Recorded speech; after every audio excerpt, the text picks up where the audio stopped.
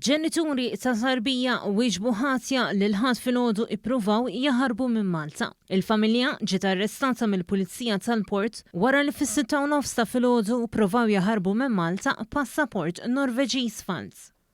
L-Ispettur Hubert Ġenada li mexxa l-prosekuzzjoni spjega li l-persuni inkluż it-tarbija ta' ftit xhur ġew miżmuma qabel telgħu fuq il-katamaran li nsqallija. Il-ġenituri ammettew l-akkużi miġjuba kontrihom. Il-familja kollha inkluż it-tarbija ta' ftit xhur tresqu quddiem il-Maġistrat Nadine Lija li tat sentenza ta' 6 xhur priġunerija lil missier u 6 xhur sospiżi għal sentej għall-om. Il-Maġistrat Lija wissiet lill-om li għandha responsabilità kbira lejn it-tarbija hekk kif jekk tikkommetti reat ieħor fi żmien sentej se tkun qed taħel 6 xhur ħabs.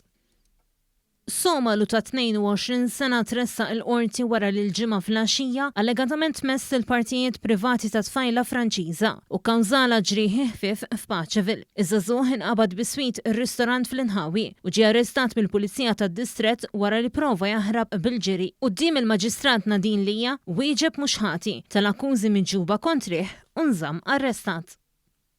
Malti ta' 39 sena miswieqi inżamm arrestat wara li l-ġimgħa wara nofsinhar allegatament kellu argument ma' sieħba tiegħu u kien vjolenti magħha. Fil-qorti id-difiża spjegat li l-imputat huwa dak li kien aggredit hekk kif is-sieħba marret għalih f'daru. Għalhekk mhux ikun esklus li s-sieħba titressaq il-qorti b'akkużi simili. Ir-raġel wieġeb mhux ħati tal-akkużi miġjuba kontrih, iżda l-qorti ċaħdet it-talba għal ħelsien mill-arrest.